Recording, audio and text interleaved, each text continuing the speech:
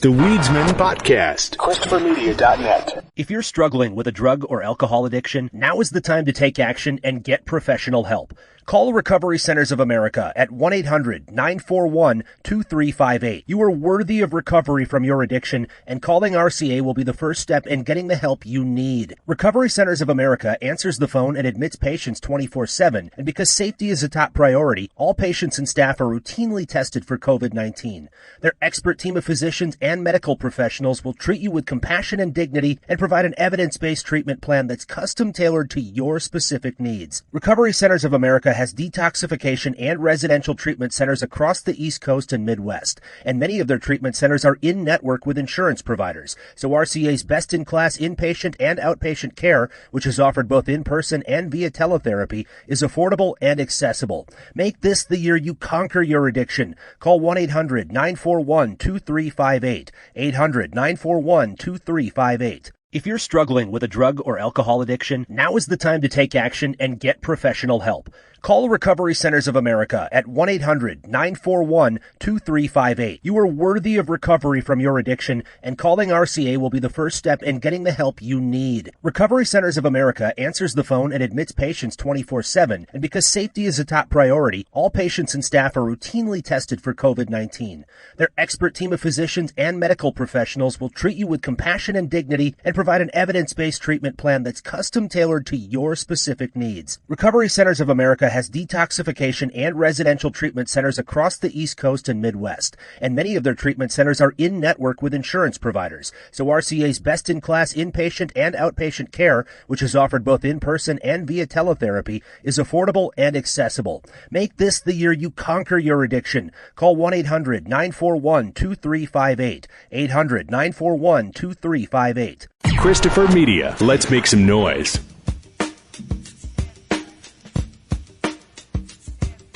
From Asthma Core Studios near Detroit, Michigan. Oh, man. It's the Weedsman Podcast. I have no idea what's going on. And now, You have smoked yourself retarded. here are the Weedsmen. You want to get high? All right, here we are, February. I'm Chris. I'm Aaron. Are you standing right now? I am standing up. I'm standing. This is the first time recording anything standing up. Really? You've never, ever, in all the years we've been doing this, you never stood up? I've never. Huh. No. I used to back in the radio days, and I had to run a board.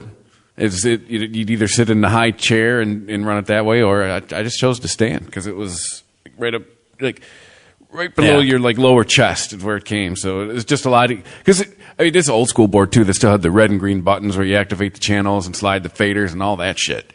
Right.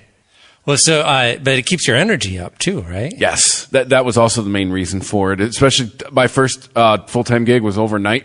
Yeah. So yeah, I mean, yeah, you try to sleep, you try to nap, but at the same time, society still operates between 9 and 5. So there's just you have to get things done during the day. So it's and doing traditional radio is actually probably closer to like being a lead singer than it is being a podcaster because you want to get out everything in, you want to have a certain rhythm to your presentation. You can't just kind of trail off on thoughts and stuff like that. See, I kind of look at it more as like you're a stand-up mixed with a traffic cop. Right, but I'm talking about as far as vocal technique. Yes. Right? So actually standing up would be better for you. You're opening up your diaphragm or whatever, and you can get more air out, and you can get longer sentences out without having to take a breath and. Mm-hmm. Yeah, absolutely. Yeah, absolutely. Yeah, you're more energetic. And come to think of it too, my last radio gig I stood the whole time. I never sat at the country gig. Never didn't really dawn on me till now. This is a new experience for me. Yeah, it keeps you moving, keeps the energy up. I'm doing it out of necessity because sitting for any significant amount of time is just been horrible on my back, and it's just bad posture, a lack of consistent exercise over the winter. And, I didn't do anything drastic to it. I just sat in a bad position for about an hour and a half while I worked on something pretty intensely. And I got up and I was like, oh my God, I've done it. I've killed my back. It's done. As somebody who has been sitting hunched over a laptop for 2 to 3 hours every day for the last 4.5 months, I understand what you're saying. Yeah, and I've had problems with my lower back before, but I started getting it in the upper back too. And you know what that is?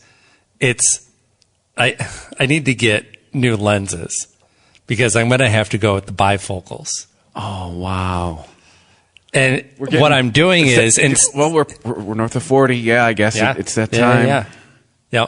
So what I find myself doing is when I want to read something on my phone, I bring it up close and then I look over my glasses. So I'm not just looking down at my phone. I'm like craning over it to get like over my glasses to read it. I mean, the last time I went and got glasses, she was like, "Oh, hey, your vision isn't too bad. You're nearsighted. You got a little bit trouble seeing far away, but overall not bad." And I'm sitting there going, "Yeah, I used to only be nearsighted. I never had problems with up close." Cool. Like it's so aging. And I've noticed that too, though. It's eyes get saggy. Well, no, too. There's God. I feel like we're like that Progressive commercial, becoming your parents. There's been a couple instances lately where my wife was like, "I can't read this," and she hands it to me, and I have to put on my glasses. There's no getting around. There's no like, let me go into a better lit room and put this closer to my face. It's just been like, there's no fucking way I can read this without my glasses. We're just there with some things. Progressive has been playing the numbers game with their ads, much like a guy does at a club, and he asks every girl, figuring he's got to score at least once. So when you throw the kind of numbers out that Progressive does, you're bound to get a winner every once in a while. And the turning into your dad commercial actually worked. That's legit funny. Oh, we love those around, especially just because it's who else reads books about submarines? Yeah. Not like the one we talk about, because we talk about it all the time, and we realize people are probably saying the same thing about us. You woke up early.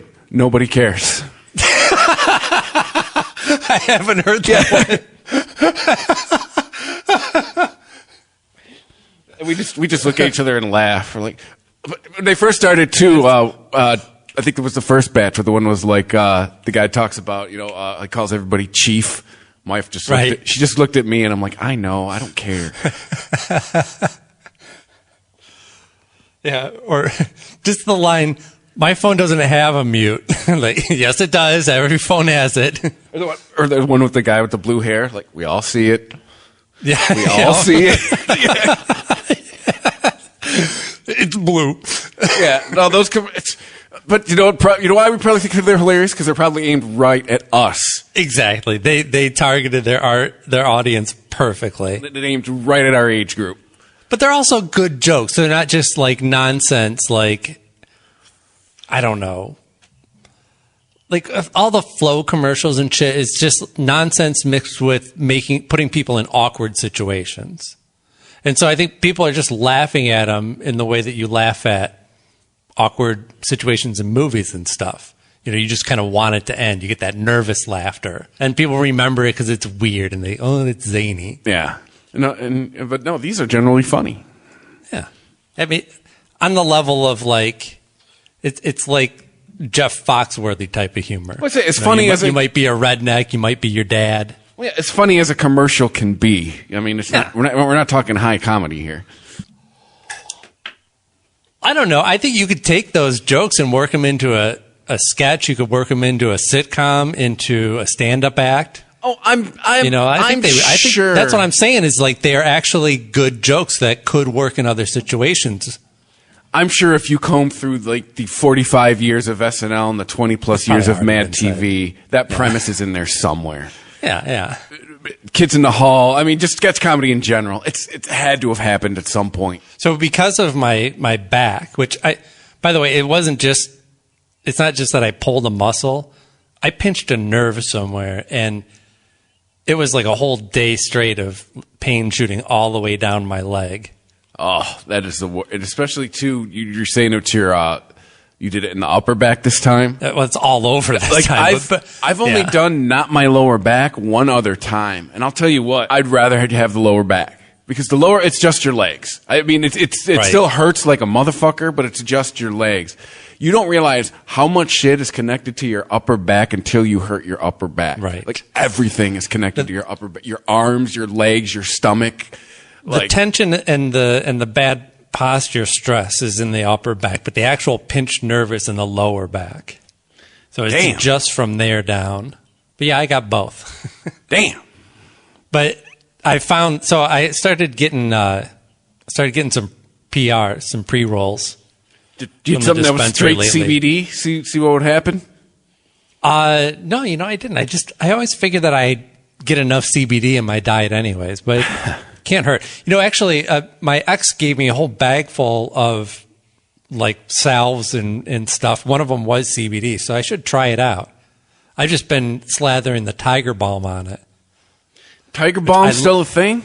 Yeah, like the classic formula, the stuff that, like that stuff, I'll stick right up my fucking nose. I love it.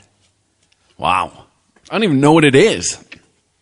It's just like Vicks, but it's got, and it's probably all just gimmick, but it's got a bit of, it's like if you mashed Old Spice and Vicks together. Okay. So it's like a topical mentholitis. Yeah. I mean, that's all it's really doing is changing the temperature, right? It's, I guess what it evaporates and it actually cools off the area by evaporating. So like a precursor to Icy Hot? Yeah. Yeah, I think Icy Hot would be the extreme version of that. Probably just more concentrated. Icy Hot without Shaq. The Tiger Balm works okay, but honestly, the best thing that works for my back is just smoking a joint and not doing dabs or doing edibles. Edibles help, but it seems like the best thing to help control that pain is actually smoking it. Well, I told you a few weeks maybe it's ago. just a trigger for me, or maybe it's just hitting me a little harder because I'm not doing it all the time. But it definitely seems to be working for pain management better.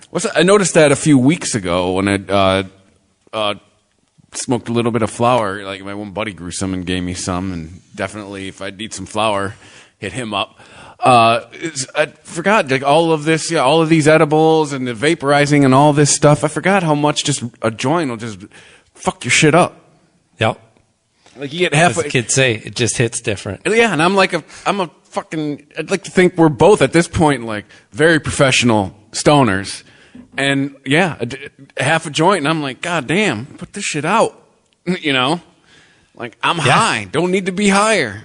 Yeah, I'm not getting any Hooters from this place. I've been getting multiple packs of like they're anywhere from like I think a third to a half gram, and I'm not finishing the whole thing.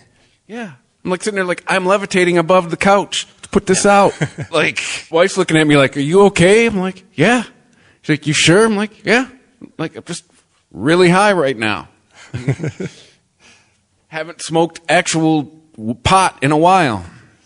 Yeah. So I just re-upped today and I got concentrates and I got a handful of PRs because for actually regulating daily cannabis use, I still prefer concentrates, and part of that is the waste too, like, I'm just going to light this joint because I just want to get a little bit higher, but then I might let it accidentally burn down. Well, that's or you just waste a lot in trying to light it and then roach it and then light it again. Well, that's why I was always a proponent of clam baking. We're both the same. I'm a cheap motherfucker. That's money burning off the end of that thing. Exactly. I want to get my money's worth. These aren't cigarettes. Shit's expensive. Right. And it's not coming down very much in price yet either. I mean, we'll see. There's some big moves that were made today that might change that, but we'll get to that later in the news. Before that, let's talk about what happened in the last week since our last show. It seems to be a lot of celebrity deaths, and this isn't a huge one, but pretty influential for, really only being known for one character on a show that was just a teen show. And I'm talking, of course, about Dustin Diamond. Oh, Screech. Yeah. Screech, he became a household name. He's definitely in that pantheon of celebrity with one name, and you know who it is. Yeah, you could just say Screech, and people know exactly. But it's almost like a character type that he became as well. Yeah. Much like people could then identify the Beavis and or Butthead in their school. Yes. You know, they could point out the Screech. Hell, it might have been me. I don't know. Right? It could have been. Although people liked Screech, so that would disqualify me. Screech was the nerd that was, he was the lovable nerd, right? Yeah. Of course, were there, and I never watched the show, were there any nerds that they actually picked on in that show? Yes. Yeah. So there was a tier lower than Screech. Well, no, Screech was kind of mid-tier, like. Well, I was going to say yes and no. Screech was usually the nerd that got picked on. So okay. The only reason he was hanging out with him is because I think him and Zach were friends from like elementary school or something. He ended up just being like in their clique by default. They were definitely all the cool kids. And I always thought everyone was always fawning over Beverly Ann Bethesis. That's a Detroit joke. People from Detroit. Tiffany Ann Bethesis. Yeah. Everyone was always fawning over her. I was a Jesse Spano guy. I was Elizabeth Berkley before, like when they put her in Showgirls, I was like fucking right. Like I never understood. She's very nice in Showgirls. I don't know though. Like neither one of them. Well, again, I didn't watch the show. Tiffany whatever's got a round head. She's got a pumpkin head. Like those few years difference between us are key in this. Like this hits perfectly in the spot of like you've gone through puberty, you're ready to like know what pussy smells like, and you're seeing this shit on the TV, and you're like, I want some of that. Saved by the Bell ended. I already knew what pussy smelled like. Saved by the Bell ended exactly the year I went into high school, which is perfect. Like because when it ended, that's when my interest went away. Because it was exactly. Oh, you didn't follow them into the college years? No, I remember watching and going, "This is stupid," and yeah, I know what pussy smells like. Like, but by the time they got to college, exactly. Well, not so much I knew what it smells like. It was more like I want to know what it smells like. I was done being interested in Saved by the Bell by the time they got to college. You at least caught a whiff. Yeah, and you were intrigued. Yeah, or at least hey, let's start with the boobs part. And we'll work our way down. Yeah. There's part of, again, I have a soft spot for this guy, even though I never watched the show. And that's because a good friend of mine, Derek, who I mentioned before on this show, really tight in my early 20s. And people would call him Screech. They said he looked like him. I don't know. Did he have the Jufro? Well, no, he didn't. He didn't. It was kind of like Screech, only he didn't have quite that huge of a nose. He had a very prominent jaw, and he just didn't have the crazy hair. But that being said, like if you just take the hair off of Dustin Diamond, he's not a bad looking dude. He doesn't look like. I mean, he was kind of playing it up. Yeah, but I think he's an attractive man, or was, until he recently passed away too soon at the age of 44. Did what? Well, did you hear about the? I mean, I guess they didn't. They caught this when this was like already. Oh yeah, stage 4. He was, and sometime in January he went into the hospital. Just said he had a lump on his neck, which I guess he knew about. Yeah. But I guess he didn't feel good. A lump and a general bad all over feeling, which just oh my god, it gives me a pit in my stomach. Yeah, and then what? 2 weeks, 3 weeks, maybe. I think it was like 2 weeks. 2 weeks ago, people just started talking about it. Yeah. Now, for me, this this is another part of my youth dying off. But for me too, it was the age. Right. Like, he's right in between the two of us. There has been a lot of deaths. Ex-smokers, current vapors. Yeah. like. I mean, there's a lot more to. I mean, family history, plays a lot into that as well. But still, it makes you go, oh, I think it's about time I start doing the regular checkup thing. Oh, no. I got a physical right before my insurance went away. We had them scheduled anyways, and it just was coincidental with when I got let go. No, I got told the things I thought I was going to be told, and I'm fine with that. I got told exercise more, eat better, and and that was it. My cholesterol's a little high, but it's not like it's not in like the you have to do something part yet. It was in the like. Yeah. And I think their chart's still kind of skewed on that cholesterol thing anyway, right? Because they're looking at a certain percentage of cholesterol leading to a certain percentage of heart disease. And that's just not really the case anymore. I mean, more recent studies have shown there's not as much of a direct, there's all different types of cholesterol. There's different ways that people eat it. There's so much in that. Anyway. My wife got told she was pre-diabetic. Scared the shit out of her. She peeled off 25 pounds in like fucking a month and a half. Yeah. It's great for me. Anyway.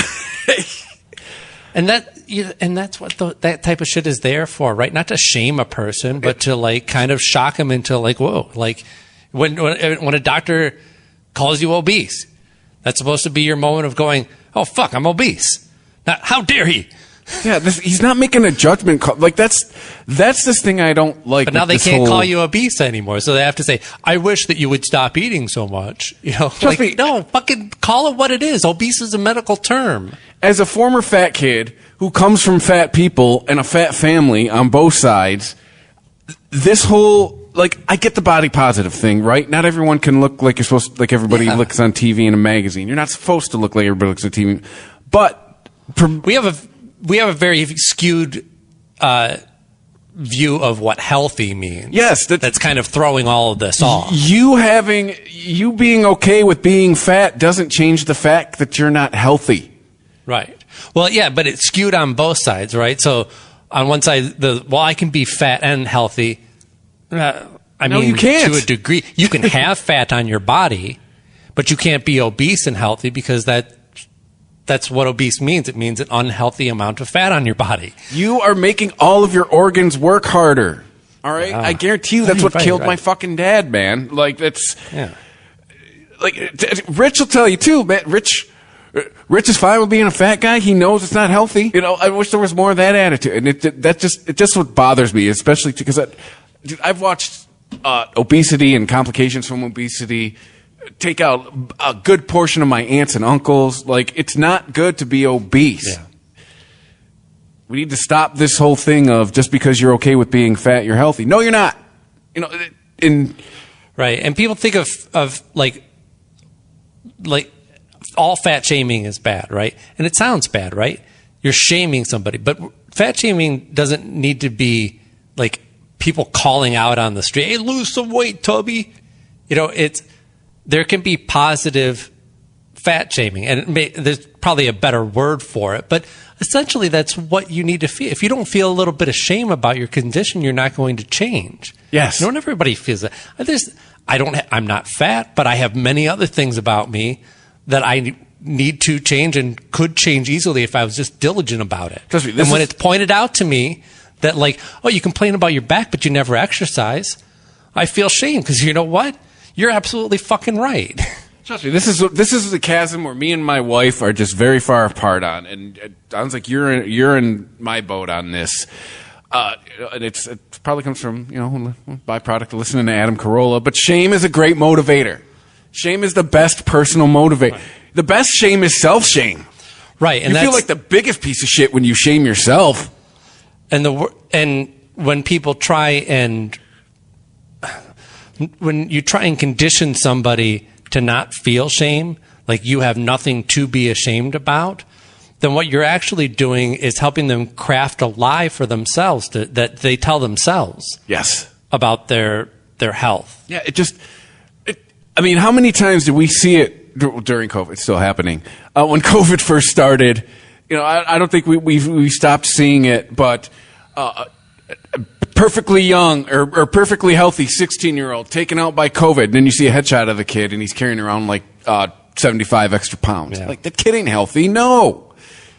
Right. And this idea that we can't call anybody out for their weight and tell them that they might be unhealthy has gone so far as, like, even the federal government can't, or they're afraid to tell anybody to even alter their diet anymore, much less try and lose some weight, even if that could be one of the best things that they could do to help them have the best chance of fighting this disease if they get it, is losing weight.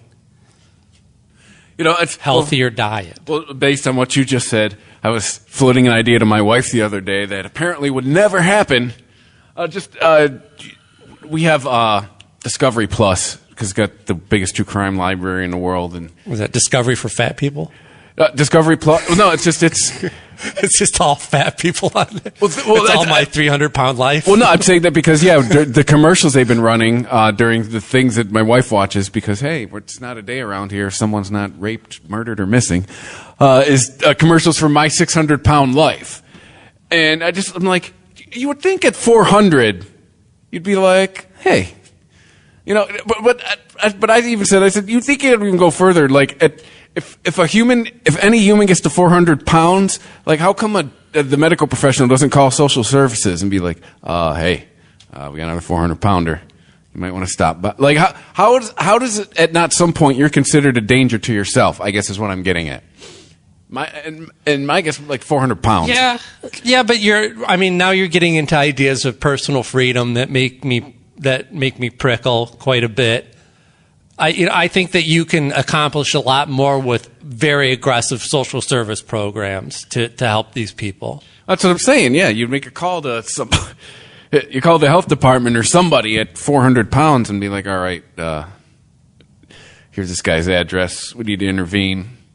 Because, it's right. I guess it's, yeah. All that is because think about that. That's just nothing but a future burden on the healthcare system, just waiting to happen.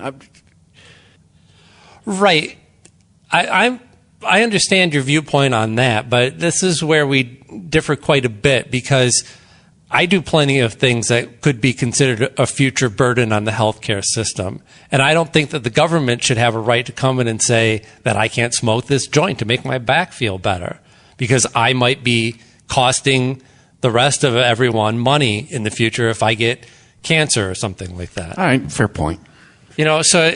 But I guess my whole thing, the whole thought was rooted in, at what point are you not seen as a danger to yourself once you let it get so far? Right, yeah. But I think, the idea of suicide being illegal is ridiculous. I think you should be allowed to eat yourself to death if you really want to. Yeah, there's worse ways to go. Yeah, I guess. So, going out like the fat guy in Seven. The Weedsman Podcast. ChristopherMedia.net. If you're struggling with a drug or alcohol addiction, now is the time to take action and get professional help. Call Recovery Centers of America at 1-800-941-2358. You are worthy of recovery from your addiction, and calling RCA will be the first step in getting the help you need. Recovery Centers of America answers the phone and admits patients 24/7, and because safety is a top priority, all patients and staff are routinely tested for COVID-19. Their expert team of physicians and medical professionals will treat you with compassion and dignity and provide an evidence-based treatment plan that's custom-tailored to your specific needs. Recovery Centers of America has detoxification and residential treatment centers across the East Coast and Midwest, and many of their treatment centers are in-network with insurance providers. So RCA's best-in-class inpatient and outpatient care, which is offered both in-person and via teletherapy, is affordable and accessible. Make this the year you conquer your addiction. Call 1-800-941-2358. 800-941-2358. Here's 3 great reasons to get the new Samsung Galaxy S21 5G at T-Mobile. 1, it's free for both current and new customers when you trade in an eligible device. 2, T-Mobile's the leader in 5G coverage. So 3, you can unleash 5G speeds in more places with your new phone. Get the new Galaxy S21 free at T-Mobile, the leader in 5G coverage. Phone via 24 monthly bill credits plus tax. If you cancel credit, stop and balance on required finance agreement may be due. Contact us. Qualifying credit and consumer plan required. See details at T-Mobile.com. If you're struggling with a drug or alcohol addiction, now is the time to take action and get professional help. Call Recovery Centers of America at 1-800-941-2358. You are worthy of recovery from your addiction, and calling RCA will be the first step in getting the help you need. Recovery Centers of America answers the phone and admits patients 24/7, and because safety is a top priority, all patients and staff are routinely tested for COVID-19. Their expert team of physicians and medical professionals will treat you with compassion and dignity and provide an evidence-based treatment plan that's custom tailored to your specific needs. Recovery Centers of America has detoxification and residential treatment centers across the East Coast and Midwest, and many of their treatment centers are in network with insurance providers. So RCA's best-in-class inpatient and outpatient care, which is offered both in person and via teletherapy, is affordable and accessible. Make this the year you conquer your addiction. Call 1-800-941-2358. 800-941-2358. ChristopherMedia.net. The Weedsman Podcast. From shocking news to the least shocking in recent news, the latest to fall prey to the Me Too movement is Marilyn Manson. Is he, though? Let's talk about this. Well, I mean, if anyone's... I'm not a fan of Marilyn Manson, but I've read his book. It was recommended to me. It was an entertaining read. It gave me some more appreciation for Marilyn Manson and what he does, but it also made me know that I could never be friends with somebody like this, right? This was kind of a vile person. Like if he was in my circle of friends for some reason, that's not somebody I would choose to associate with. He is in that basket of just based on all interviews I've ever heard with the man of would be exhausting to hang out with. Yeah. I think, I see him once a year, we drink some absinthe together, and then I'll see you next fucking summer. Right. If you happen to have a dinner with him, with a few friends or something, I bet he could charm the pants off of me for 45 minutes. But then if I tried to actually hang out with the dude, I'd be like, I don't need any of this nonsense.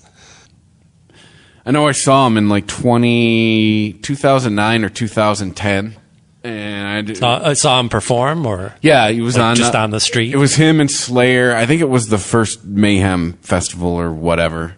Oh yeah. And I just remember 2010. This one's off our new album. I'm like, we don't give a fuck. Play everything from 1995. It's 2010.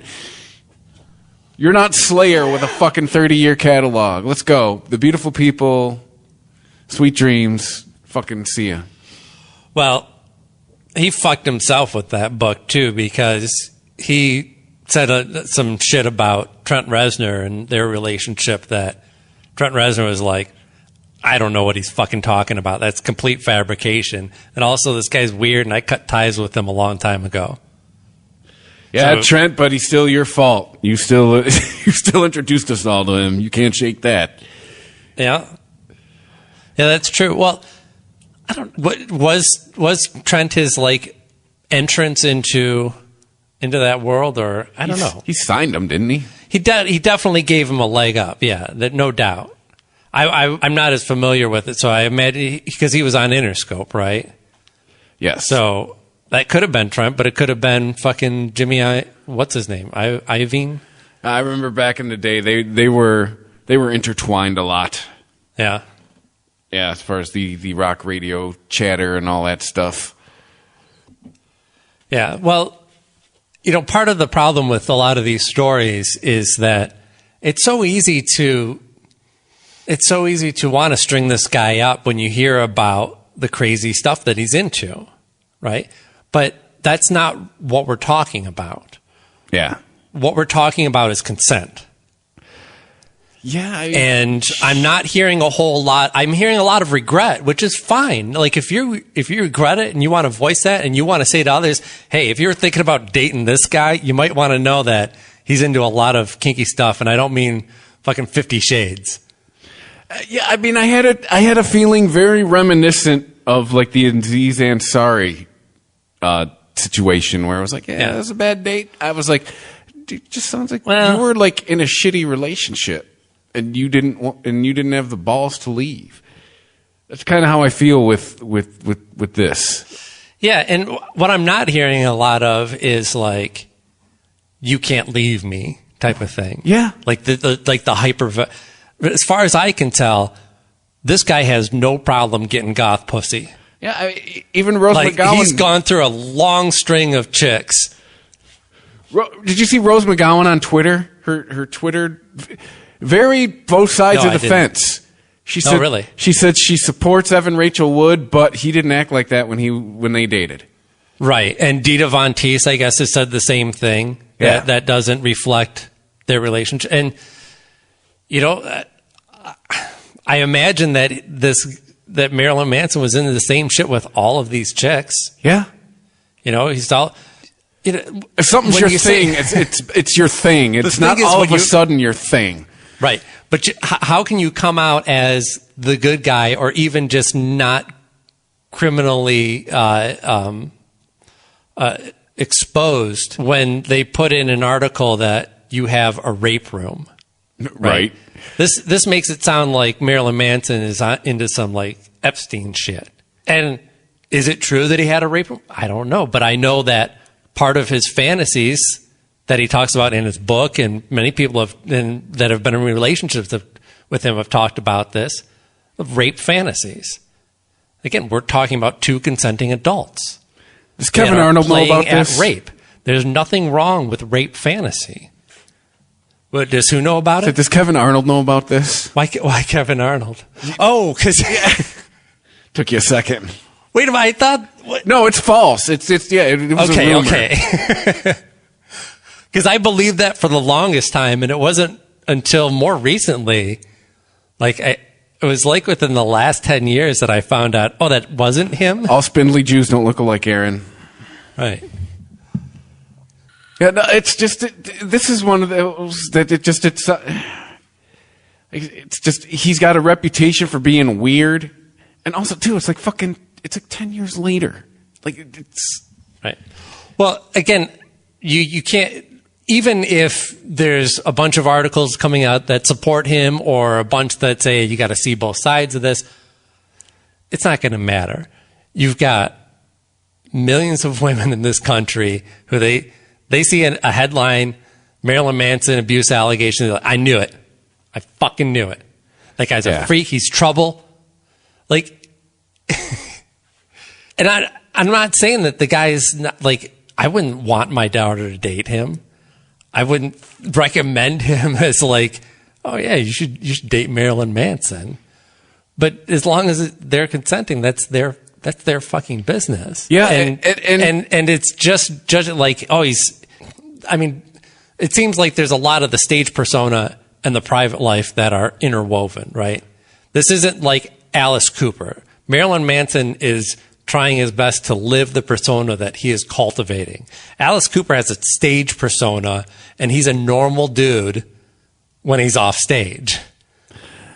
And also So I think that's another part of his problem. Sorry, go ahead. Another issue I kind of have with the narrative around this is like, so are we adults at 18 or not? Because they're trying to make it seem like he groomed a child, like he groomed her as a teenager. No, she was over 18.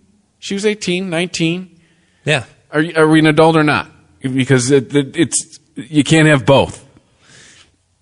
And she was, by the time she was 18, she was a pretty adult 18. Yeah. This was and wasn't there even something floating around this week of something she told her mom about how she, that she was going to go do this, go date him whether her mom liked it or not or some shit. I remember hearing something about that. Yeah.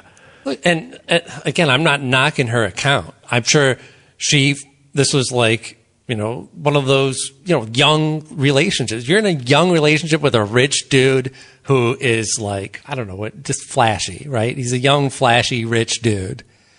And it just feels like that's it, man. That's everything. That shit consumes your whole fucking world.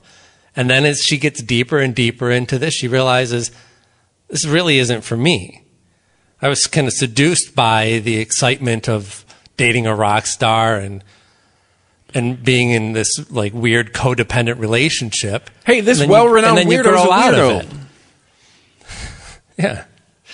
And then one day she looks back on it and she goes, man, I feel like I was kind of taken advantage of these are all totally fair. I'm not trying to say that like her and others have a skewed view of reality, or they're trying. It's again, this is on the press. Like Evan Rachel Wood, she's free to talk about whatever she wants to. If this stuff comes up in interviews, this stuff she wants to talk about publicly, maybe she feels it's her thing. Like warn other people off of making mistakes that she feels like she made. That's all great. But then the press takes it and it's like, that's it. We're going to run this dude out of town. Who else has got similar experiences? It's journalism. It's no longer journalism. It's storytelling. We at some point we've jumped from we're reporting the news to we're spinning a story. Not sure exactly. Sometime within the last 10 years, from 2010 to 2020, that happened and nobody really seemed to care. But he'll be fine though. I mean, are we going to go back? He's going to go back to not being heard from. I mean, that's what he was up to, right? Yeah. He did. He got dropped by his label, which I think was probably news to his label, even that he was still on it. Like, wait, we still have Marilyn Manson? He's probably waiting another 2 or 3 years to start riding the '90s nostalgia wave that's already starting. So I mean. Oh, yeah. Well, there was, there was some pretty prominent use of his music recently. What was it? Was it like in a Marvel or DC movie? Or maybe it was the Watchmen HBO show. But I still hear it. I mean, he's got to be getting still a pretty decent amount of mailbox money from his catalog. Oh, yeah. Of stuff that he didn't even really write. What else went on this week? I don't know. I watched a bunch of shit. I'm watching all kinds of movies, old and new. I finally saw MacGruber, which I don't know if you've ever seen it. It's hilarious. It's I hear the word of mouth on it's pretty good. So it's on Amazon Prime. It's an hour and 38 minutes or something, and just it's solid. There's going to be a MacGruber 2, so I mean, it obviously there's something going on. Oh, I didn't know they were doing a sequel. That's pretty big space in between, but yeah, I think it's definitely time to revisit it. It either made money or there's a cult following if they're doing a second one. Pretty big cult following. Yeah, I'm pretty sure it didn't make a whole lot of money. So do those movies ever? I mean, any Saturday... The SNL spinoffs, yeah. I mean, it's what? Wayne's World? Wayne's World. Yeah. The rest of them were all kind of... And that's all we could come up with. Yeah. I mean, that Stuart Smalley movie, did you ever see that? It's considered one of the worst movies ever made. Wait, didn't they make the Pat movie? I think that one's still worse. Yes, that one also is right down there with it. There's a Coneheads movie. Never saw it. Coneheads movie's all right. I mean, it's lousy, but it's a fucking, what was that, early 90s? It's a 90s comedy, or was it the late 80s? No, it was early 90s, because that's what gave us Soul to Squeeze by the Chili Peppers, that soundtrack. I watched Tough Turf, which is a movie from, I think it's like 1984, starring James Spader and co-starring Robert Downey Jr. Young James Spader, that's got to be trippy.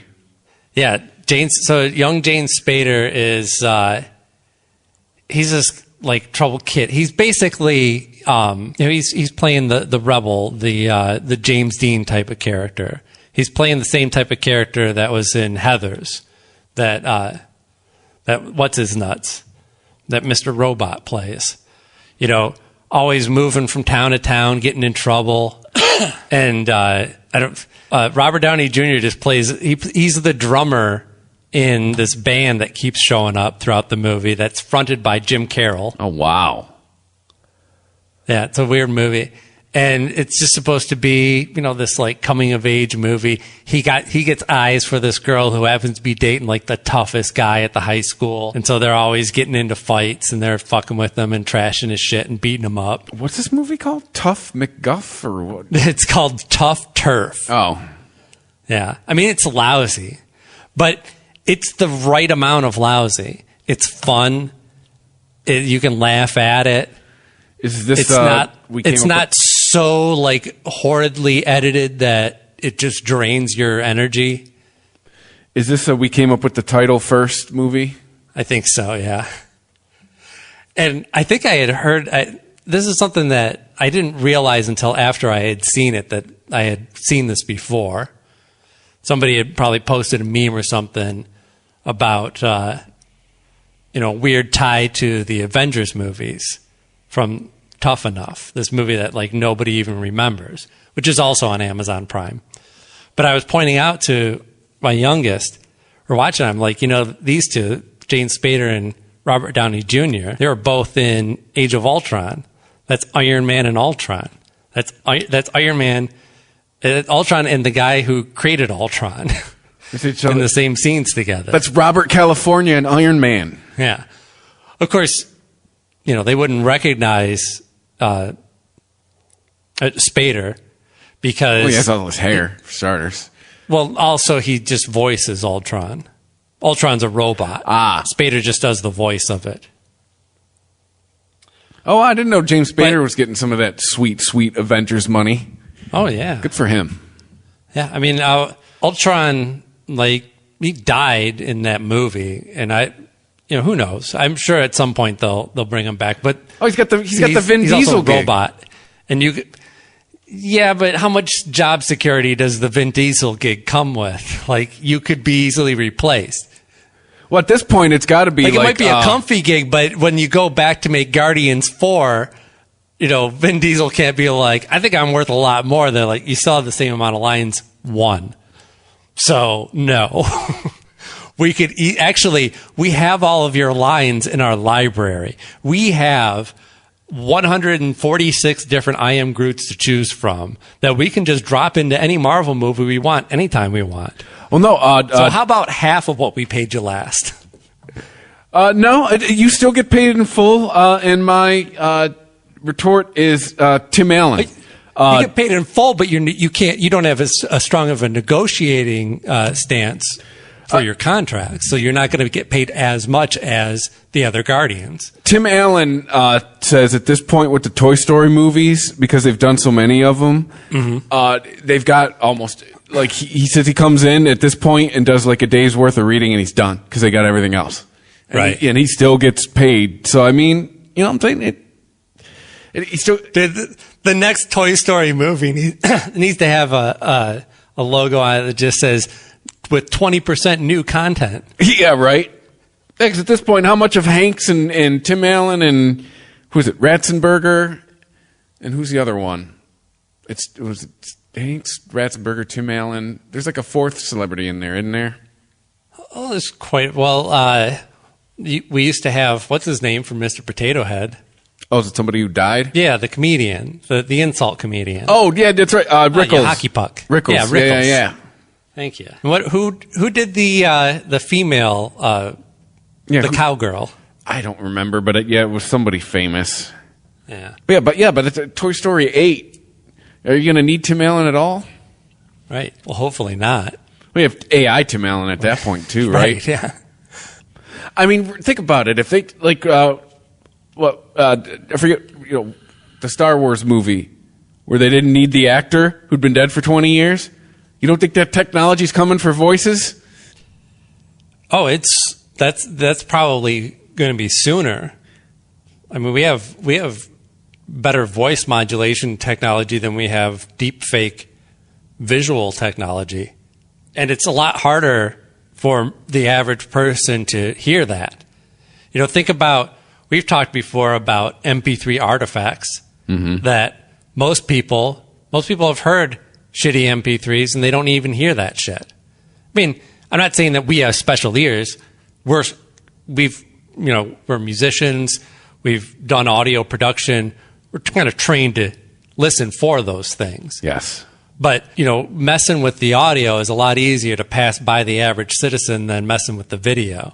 Well, just case in point, just look at all of the auto-tune in pop music the last 15 years. Yeah, absolutely. And it's to the point where some people, you can't even tell they're using it now. It's more used now as back in the day, like when T-Pain was using it, that's just how the technology sounded. Now, if it sounds like that, they're using it as an effect, right? Right. If you hear the auto tune, they meant for you to hear the auto tune. Yes. Yeah. Now it's seamless now. The Weedsman Podcast. ChristopherMedia.net. If you're struggling with a drug or alcohol addiction, now is the time to take action and get professional help.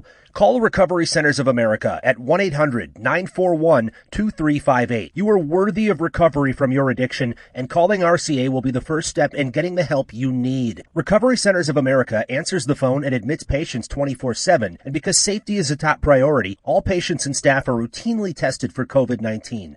Their expert team of physicians and medical professionals will treat you with compassion and dignity and provide an evidence-based treatment plan that's custom-tailored to your specific needs. Recovery Centers of America has detoxification and residential treatment centers across the East Coast and Midwest, and many of their treatment centers are in-network with insurance providers. So RCA's best-in-class inpatient and outpatient care, which is offered both in-person and via teletherapy, is affordable and accessible.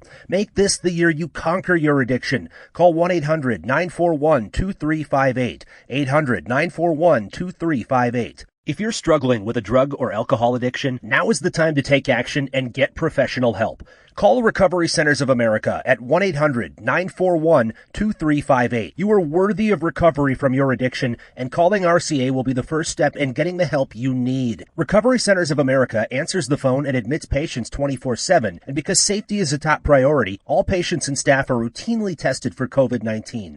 Their expert team of physicians and medical professionals will treat you with compassion and dignity and provide an evidence-based treatment plan that's custom-tailored to your specific needs. Recovery Centers of America has detoxification and residential treatment centers across the East Coast and Midwest, and many of their treatment centers are in-network with insurance providers. So RCA's best-in-class inpatient and outpatient care, which is offered both in-person and via teletherapy, is affordable and accessible. Make this the year you conquer your addiction. Call 1-800-941-2358, 800-941-2358.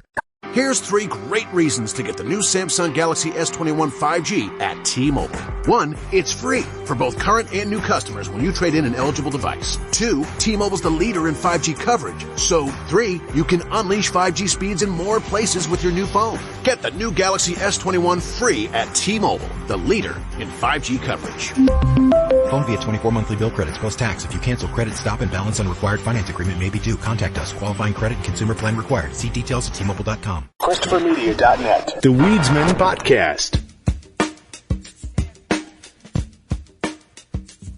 I checked out The Little Things, which is the new Denzel Washington movie that came out on HBO Max. Mm-hmm. So this is their February offering for their year of doing new releases on HBO Max. Last month we got Wonder Woman 84. Everyone was looking forward to it. Everyone watched it. Everyone was vastly disappointed. It seems kind of lukewarm on The Little Things. I enjoyed it. I thought it was a good movie. If you're into cop thrillers, basically, which I am, it will tickle all the right parts of your body. It's got a little bit of noir. It's got a little bit of action.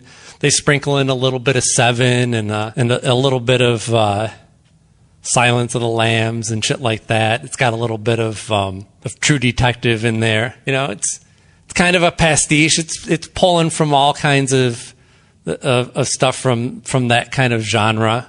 So it's nothing. It's nothing mind blowing. I mean, right? I guess, but it's good. It's a good looking movie. It's got a great cast. I mean, between him and Rami Malek, I've heard it's well acted, but a shit story. Well, it's not or I should say shit, or I should say poorly written, not a shit story. I don't know. Poorly written, I can see that. I think most people, we're used to this type of story being told in a more convoluted way that makes it a puzzle box type of story, right? That engages the person in figuring out what's going on. You're just kind of left dangling on this stuff I guess there's some kind of past going on here with Denzel, but we're not going to find out really what it is. And eventually we do, but it's it's not like there's clues or foreshadowing that helps you get there. You have no idea what happened in Denzel's past until they tell you in the story, and they're not going to tell you till damn near the end. And on top of that, it's a very unsatisfying ending. And I don't mean that as in like unsatisfying for a movie, just unsatisfying in that we're used to our movies coming to a conclusion for us. And while this one, it kind of does come to a conclusion, it might not be the one that most people want to get from their cop dramas. You know, we want to see we want to see Training Day, basically. Training Day has both, right? It has good cop and it has bad cop. One cop is absolutely crooked, is fucking people over, doing drugs, you know, just fucking running a town. He's basically a crime warlord, and the other one is fresh-faced goody-goody, and he's going to be the one to take him down. That's the two types of cops we want. And in this movie, we get good cops haunted, you know, by their unsolved crimes and driven and all that stuff, but they also fuck up. They fuck up disastrously, and they cover it up. These cops have each other's back on the things that they fuck up because they know that ultimately they're all good people just going after the bad guys, right? And that was just one mistake. Don't let it define you. So you shot an innocent person, but you thought they were the bad guy. The press isn't going to believe that. So let's just say, that's just one more of the serial killer's victims. Damn. So that's diabolical. It's not a feel-good movie, right? It's not, they get the bad guy. They don't, you know, in that way, I mean, it's actually, it's a lot like Seven. It just doesn't have all the window dressing that Seven does of, you know, the concept of the 7 deadly sins and all the gore that they get into and the torture porn. Doesn't have, what's in the box? It's none of that shit. It's more straightforward on the crime angle. Oh, and Jared Leto's great in it. He plays the suspect in it and just gets to be a creepy guy. And he fucking knocks it out of the park. And I'm like, how come they couldn't get that out of him for Joker? Like, he can play creepy really well. He's really good at playing creepy. I don't know. Like, my recommendation would be if you're into cop drama stuff, I think you should watch it. Good acting. The writing's not bad. It's a good story. It might be a little bit clunky, but I don't think it's going to like totally throw you. And just be prepared to not be thoroughly satisfied at the end of it. Wow. If you can live with that as a movie, I mean, see, no, I can't. I hate movies like that. When you don't right, and that's fair. I mean, if you watch movies to have a story that has a proper ending to it, that's great. I don't always need that, but I'm still that's pissed fine. about That's Inception. Different taste. I'm still pissed about Inception. Right. I remember thinking like, I'm not getting those 2 hours back. Or no, Inception, wasn't it like 3? Well, damn near now. I think there's an extended cut. I've seen Inception, 3 or 4 times now, probably. I watched it fairly recently with my youngest. It's like they ran out of drugs. I still love that. Or they realized their movie was 3 hours long and, we got to end it. That's how I feel. I mean, yes, I know I understand the ending is interpretive. I get it. But that's just, that was my impression of the ending of Inception. It's 3 hours. We got to end this thing. Yeah, and this isn't, but the ending of this movie, it's not like, it's up for, I guess there is some stuff for the viewer to decide on their own, but not really. I think if you read the movie properly, you're told everything, and it's just not satisfying. Yeah, I would be banned. So I'm not going to watch this movie. Rami Malek is great in it too.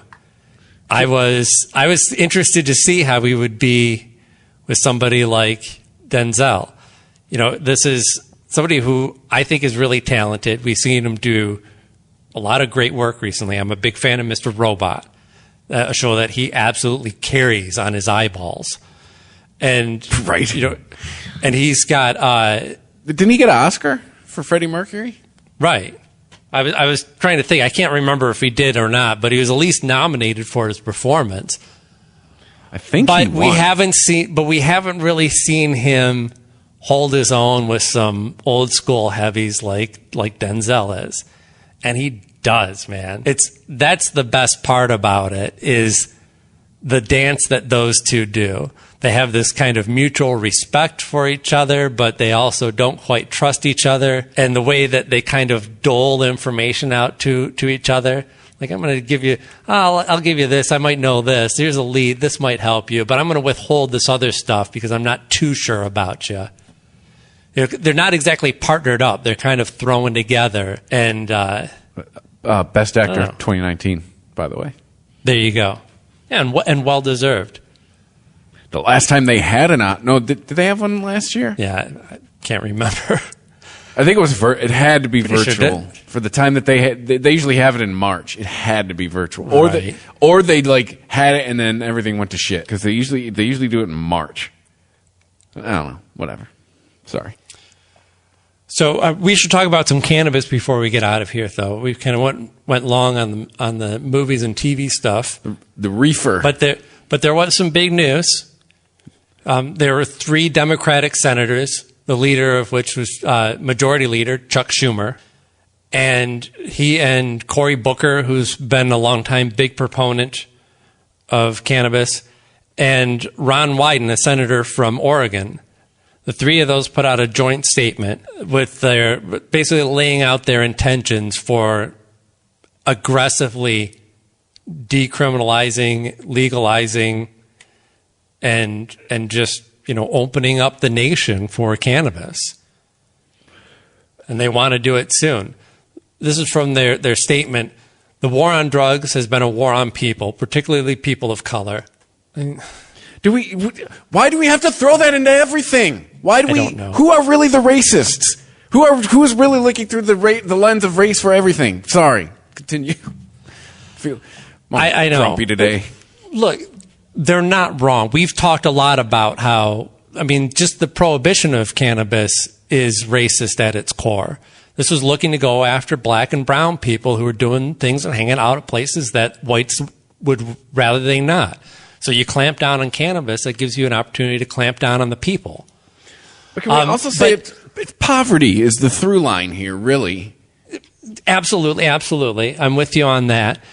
But when we're talking about cannabis, we should just be concentrating on personal freedom, right? Yeah. I understand that it's ignorant thinking, but when you phrase stuff like this, then a lot of people are hearing this and they're just shutting down. Yes. Right? They're not they're not putting themselves in that situation. They're going, well, what does this matter to me anyways? I'm white. If I get pulled over with cannabis, my biggest worry is that they take it. I'm not going to go to jail over this. And that really dilutes your message. I don't know. I'm a white guy. I was still pretty petrified of going to jail every time I got pulled over. Sure. But what was I going to say?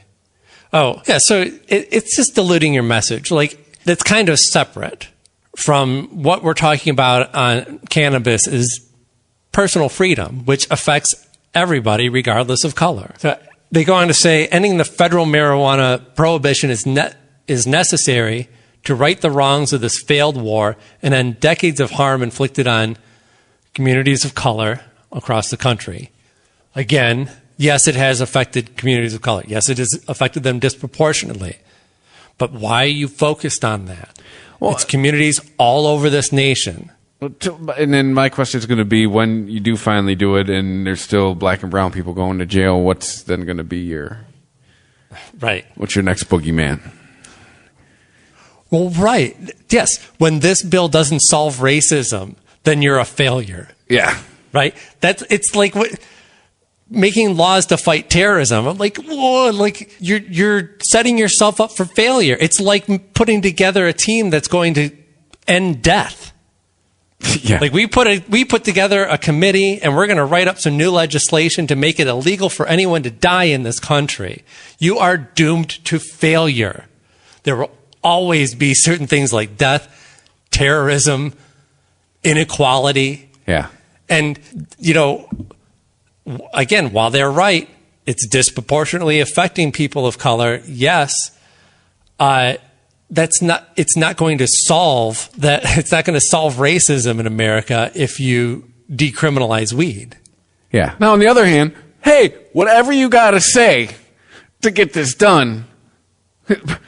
But yeah, it's right. It's hollow. It's dishonest. But also, if you're thinking about it as crafting an effective message, you think people of color didn't get that message already? Yeah, right. You think those are the people that you have to woo over to your side that cannabis should be legalized? No, it is middle class white America. It is retired people. It is people who have it stuck in their head that all drugs are bad. Anyone associated with any kind of drug use is just a person that you shouldn't be associating with. That's the people that you need to reach. Yeah, the thing though is the stigma's disappearing. I forget what I was listening to something where they were just talking about like it's. I was listening to a former Detroit Lion be interviewed on a podcast, and it's one of the things he's got his investment hand in, and and he was saying that today. Yeah, 10 years ago, as little as 10 years ago, huge stigma around it. Now, not so much. Quite honest. I interviewed this week to be an assistant manager at a dispensary. We'll see how that goes. But we were talking about during the interview, just it's an industry, man, and people are starting to really see that. I was mentioning my wife, like, how you really get this done federally? We were watching a street called Streets of Dreams with Marcus Lemonis, and he was doing the Green Mile in Denver and just examining all these businesses on all these famous streets. It's a CNBC show, and just the industries on these streets. Yeah. And basically was talking to this one grower, and the guy was bitching about all the banking and pretty much said right now it's not so much they're making more money on putting people in jail. Now with the banking, there is this tax that they're allowed to levy. They're still allowed to tax the money, even though they're not allowed to tax it. It's some kind of penalty that that dispensary owners incur on tax day, which the government goes, hey, we know you made a whole bunch of money. Now, while we can't tax you on what you made it on because it's federally illegal, we can still issue you this tax penalty and charge you a whole bunch of money on it. So basically, it kind of dawned on me. I said to my wife, like, this is how we get this illegal. Once we can prove to Congress or to whoever, or even to the money people in the government that the industry the revenue from the industry will outweigh the revenue that you're going to get from this tax penalty that you levy on people. That's how you sell the government on it. Right. That was a long way to get there, but they're a business. At the end of the day, they operate like a business. Show them that they can make more money with A instead of B. They're going to finally go with A. Right. But they're also a business that can never fail, so that changes the decisions that a business makes, right? That's true. Oh my God, if you can imagine if McDonald's could never fail. With a vast and strong safety net. Well, yeah, unbreakable. Yeah, they're like the electric company. Imagine if McDonald's could never fail. Oh my God, they'd just throw the food at you. Just walk up to the counter and be like, what? They'd be the fucking GM of fast food. Right?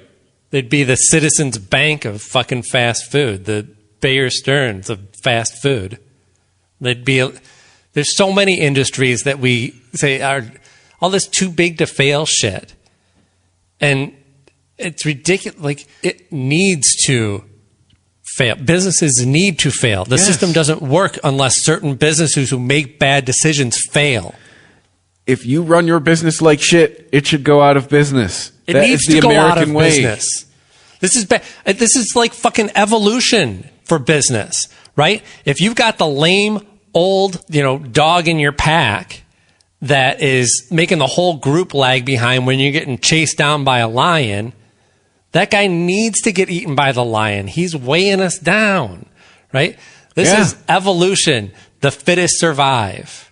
The slowest gazelle gets eaten. Absolutely. That's nature, folks. That's how you get faster gazelles. Yeah. That is exactly how you get faster gazelles. You get a mutation for your gazelle moving slower than the rest of them. That's gone in a generation, baby. You get some gazelles that realize, hey, there's a lion over there. I'm not fucking going over there. Yeah. I don't care how big and fat your fucking gazelle is and how many people rely on that gazelle. Somebody's going to fill that void. That's what capitalism is. Capitalism means that if somebody fucks up and fails, even in a market where they are the sole supporter of that market, somebody else will easily step up and go, I can do that and I can do it better and cheaper. Yep. That's how we get a better and competing auto industry, is letting these guys fucking fall on their faces. Yeah, I mean, especially since I started hearing, I think last year, the year before, I started hearing GM say a lot of the same things they were saying in like 2007 and 2008. Like, oh my God, you're going to make the same mistake again. Yeah. And why wouldn't they? What did they have to lose now? They said that they were going to stop focusing on cars and focus more on trucks and SUVs because that's what the consumer market was telling them that they. I was like, oh my God, my dad was working for him at the time. I was like, holy shit! No one in your company went up and went, hey, no, we did this already, and then it didn't end well.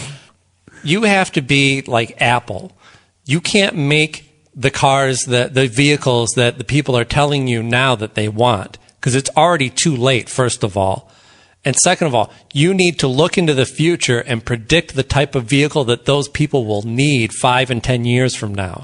That's what they need to be thinking about right now. Data is a guide. It's not a how-to manual. Like, it shouldn't be dictating your every move. It should just be guiding you. Right. This is like what they do with movies. You know, they put it in front of a bunch of people of the lowest common denominator and get a bunch of feedback and make it change to fit every one of those people in the room. You end up with the car that Homer built. Yeah. I think something like Netflix, piece of shit garbage Ford Fiesta that's sitting in my garage right now that won't start, has electrical problems, has transmission problems. It's fucking disaster. So anyway, cannabis. Were we done talking about cannabis? Well, we started talking about the government. Oh well, yeah. So the announcement from the government definitely made there was a lot of movement in the market. Definitely a good time to have some of these investment in some of these stocks like MedMen and those.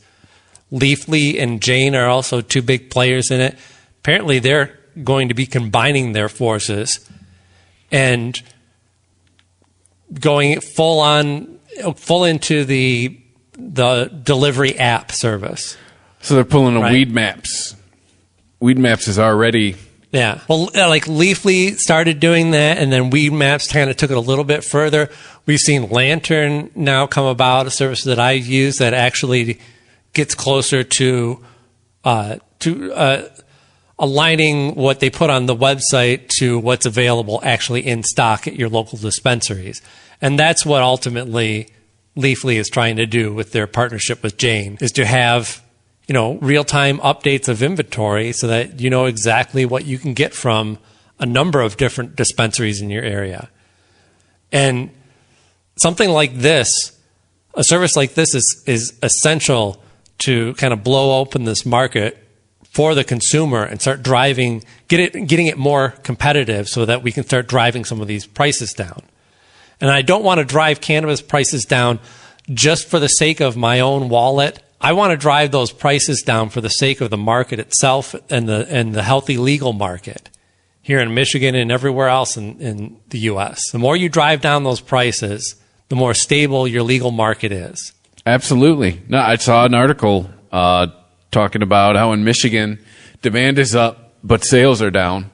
You know, and it cited a number of things, like the point you brought up last week about the black market. But it did bring up a point that we kind of both totally whiffed on last week. Like, you know why it's down? Because you're allowed to grow it. Sure. They're saying that a lot of people are, especially during the pandemic, took advantage of. I mean, I have a friend who's doing it. Yeah. Well, the ability to grow coupled with the pandemic, yeah, definitely. You're going to have a lot more people who are going to try out. And, ultimately, a lot of these people are going to try for their first time and they're going to fail, and then they're going to get shipped from the dispensary, or they're going to just stick with the black market. But, ultimately, I don't think that might be a factor in what we've seen over the last year.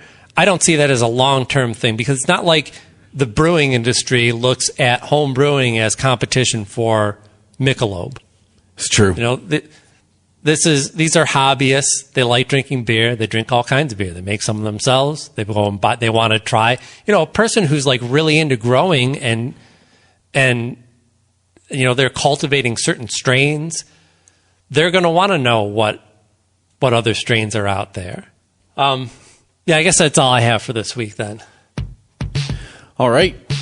Follow us on Twitter at the Wiesman420. We are on Instagram at the Wiesman Podcast. Like us on Facebook. Email us, the Wiesman Podcast at ChristopherMedia.net.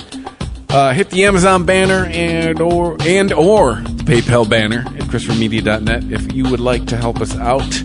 And you listen to us on Amazon Music, on Audible, on iHeartRadio, on Spotify, on Apple Podcasts.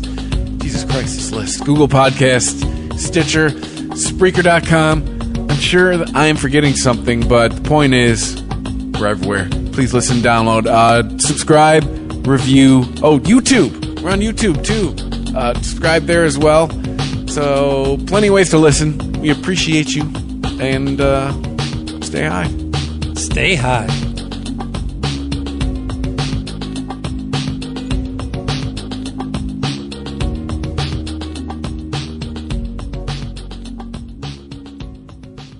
If you're struggling with a drug or alcohol addiction, now is the time to take action and get professional help.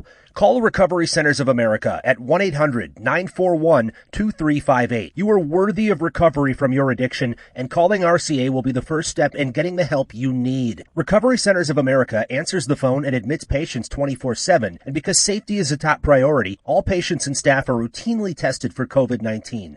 Their expert team of physicians and medical professionals will treat you with compassion and dignity and provide an evidence-based treatment plan that's custom-tailored to your specific needs. Recovery Centers of America has detoxification and residential treatment centers across the East Coast and Midwest, and many of their treatment centers are in network with insurance providers. So RCA's best-in-class inpatient and outpatient care, which is offered both in person and via teletherapy, is affordable and accessible. Make this the year you conquer your addiction. Call 1-800-941-2358. 800-941-2358. If you're struggling with a drug or alcohol addiction, now is the time to take action and get professional help. Call Recovery Centers of America at 1-800-941-2358. You are worthy of recovery from your addiction, and calling RCA will be the first step in getting the help you need. Recovery Centers of America answers the phone and admits patients 24/7, and because safety is a top priority, all patients and staff are routinely tested for COVID-19. Their expert team of physicians and medical professionals will treat you with compassion and dignity and provide an evidence-based treatment plan that's custom-tailored to your specific needs. Recovery Centers of America has detoxification and residential treatment centers across the East Coast and Midwest, and many of their treatment centers are in network with insurance providers. So RCA's best-in-class inpatient and outpatient care, which is offered both in person and via teletherapy, is affordable and accessible. Make this the year you conquer your addiction. Call 1-800-941-2358. 800-941-2358. The Weedsman Podcast. ChristopherMedia.net.